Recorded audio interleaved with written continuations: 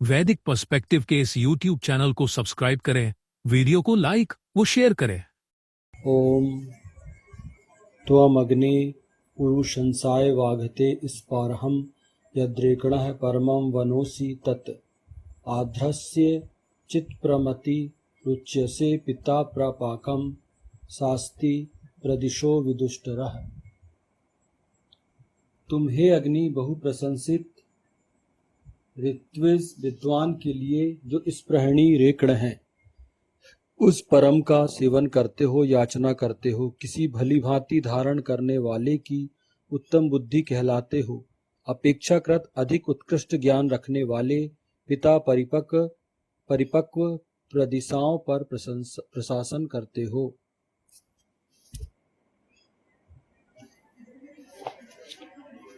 ये ऋग्वेद के प्रथम मंडल के 31वें सूक्त का 14वां मंत्र लिया गया है। मतलब दो लोग की आवश्यकता के अनुसार वो उसका आकार हो जाता था। अगर 100 लोग बैठते थे तो 100 लोगों की आवश्यकता के अनुसार उसका आकार होता था। तो हम देखते हैं ये क्या था, ये सब साइंस था, विज्ञान था, सब विज्ञान था। वो आज भी है वो चीजें। उस समय के लोगों ने उस समय के हिसाब से किया, आज के लोग आज के हिसाब से कर रहे हैं। आज भी हम देखते हैं विमान है, नए नए विमान आ रहे हैं, वो ईंधन युक्त विमान है जो विदेशों में जाते हैं, जो आवागमन करते हैं। तो हम देखते हैं कई विमानों की विशेषता होती है कि उनको आकाश में उनको ईंधन, उनका ईंधन अगर खत समाप्त हो गया तो वहीं आकाश में उनको ईंधन प्रदान कर दिया जाता है। बहुत सारी विशेषताओं से लैस होते हैं। हम देखते हैं विभिन्न राष्ट्रों के जो राष्ट्राध्यक्ष हैं या प्रधानमंत्री, राष्ट्रपति हैं, सबके पास अपने अपने एक बहुत ही विशेषताओं से सुसज्जित विमान है उनके पास।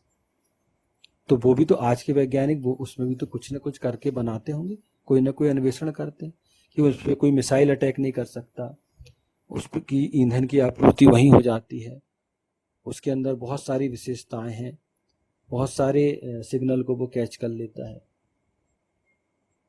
तो ये सब कैसे, ये आज भी होता है विज्ञान में, पहले भी होता था।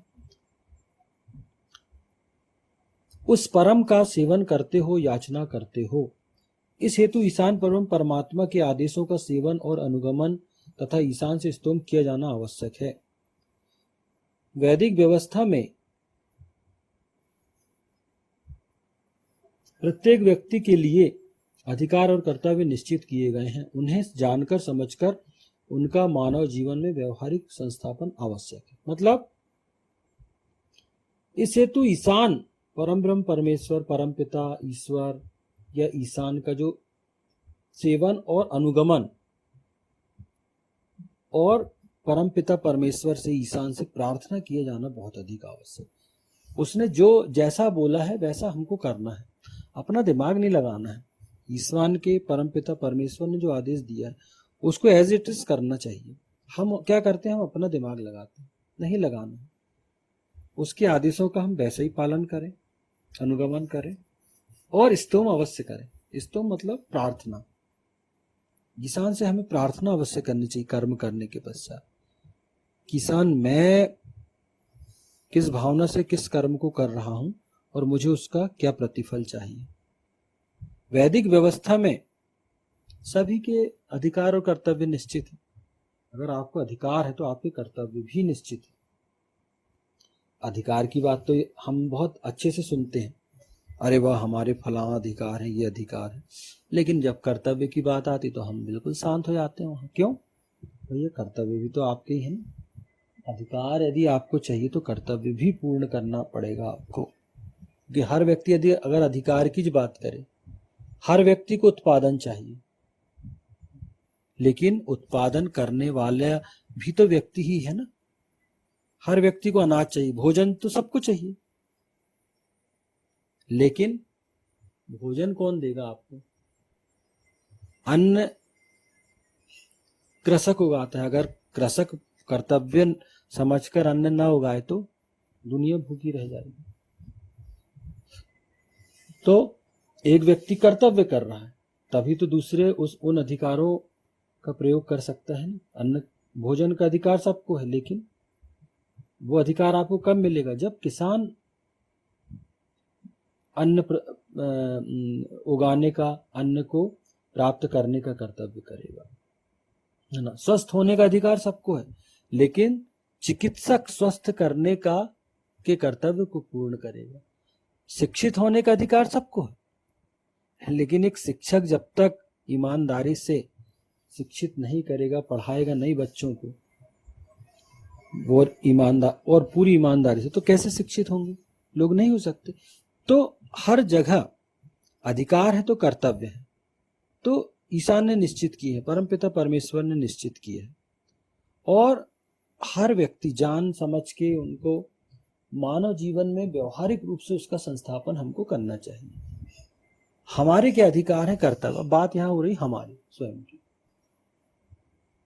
अपनी स्वयं की बात हो रही कि हम क्या करें, अपने अधिकार और कर्तव्य को पूर्ण करें। हम सिर्फ अपनी बात करें कि हमारे क्या अधिकार हैं, वो तो हमको अच्छे से याद है, लेकिन हमारे कर्तव्य क्या है समाज देश के प्रति। और सबसे पहले शुरुआत करें तो खुद के प्रति क्या कर्तव्य है, फिर अपने परिवार के प्रति, फिर अपने मोहल्ले के प्रति, समाज के प्रति, राज्य के प्रति, देश के प्रति, विश्व के प्रति। यदि हम सिर्फ अपने कर्तव्यों को पूर्ण करेंगे तो अधिकार स्वतः ही हमें प्राप्त हो जाएंगे। तो ईसान कहता है कि इनका मानव जीवन में व्यवहारिक संस्थापन करो। व्यवहारिक रूप से इनको संस्थापित करना है हमको। अगर हम व्यवहारिक रूप से संस्थापित करेंगे तो ये दुनिया बहुत अच्छे तरीके से चलेगी, फिर हमको किसी को सुधारने की जरूरत नहीं। स्वयं पर अधिक काम करना है। किसी भलीभांति धारण करने वाले की उत्तम बुद्धि कहलाते हो। वेद सर्वत्र बुद्धि प्रयोग की ओर प्रेरित करता है। लोगों को धारण करने वाले को उत्तम बुद्धि का प्रयोग करने वाला होना चाहिए। वह अपने निर्णय बुद्धि संगत ढंग से लेने वाला हो। वह कोई कार्य भावनाओं में बहकर मूर्खतापूर्ण ढंग से कदापि न करे। मतलब वेद जो है बुद्धि के लिए प्रेरण है। धियो योनः प्रचोदयात्। वेद जो है वो हमेशा बुद्धि का प्रयोग करने के लिए प्रेरित करता है। गायत्री मंत्र क्या बोलता है? ओम भूर्भुवः स्वः तत्सवितुः वरेण्यम भर्गो देवस्य धीमहि धियो योनः प्रचोदयात्। तो वेद हमेशा बुद्धि को आगे करता है और कहता है कि बुद्धि से कार्य लो, बुद्धि का प्रयोग करो। जीवन में जो भी परिस्थिति आए उसमें बुद्धि को आगे करके निर्णय लो। तो आप अगर बुद्धि को आगे करेंगे तो सर्वश्रेष्ठ निर्णय लेंगे। लोगों को जो धारण करने वाला है उसको उत्तम बुद्धि का प्रयोग करने वाला होना चाहिए। मतलब अगर परिवार का मुखिया है तो वो अपने परिवार को धारण करता है। कोई गांव का मुखिया है, सरपंच है, प्रधान है, तो वो गांव को धारण करता है। ऐसे कोई राज्य का मुख्यमंत्री है तो वो अपने राज्य की जनता को धारण करता है। देश का प्रधानमंत्री है, राष्ट्रपति है, तो वो देश के लोगों को धारण करता है। मतलब उसको उतना ही अधिक बुद्धिशाली होना आवश्यक है। वो जितना अधिक बुद्धिमान होगा, जितनी अधिक बुद्धि का प्रयोग करेगा, तो आप देखिएगा कि उस देश की जनता उतनी ही सुखपूर्वक जीवन व्यतीत करेगी। लोग क्योंकि वो उसके ऊपर जिम्मेदारी बढ़ते जा रही है ना। अगर आपके ऊपर परिवार में ही आप देखो, आप 4-5 लोग रहते हैं परिवार में, और संयुक्त परिवार है तो 8, 10, 20 लोग रहते हैं। आपको वहीं कितनी कठिनता जाती है। सब अलग अलग भागते हैं, सबकी अलग अलग सोच है, सबके अलग अलग सपने हैं। लेकिन जो परिवार का मुखिया है वो क्या करता है? वो सब में सामंजस्य बिठाता है और उस आधार पर वो अपनी बुद्धि का प्रयोग कर परिवार को चलाता है। इसी प्रकार कोई गांव का सरपंच है, कोई नगर का महापौर है, अध्यक्ष है, प्रदेश का मुख्यमंत्री है, देश का प्रधानमंत्री है। हम अभी वर्तमान में अगर देखें तो हम बहुत अच्छे से अगर देखें तो अभी हम अगर अपने अब देखें हमारे देश में के जो हमारे प्रधानमंत्री हैं वो उत्तम बुद्धि वाले हैं।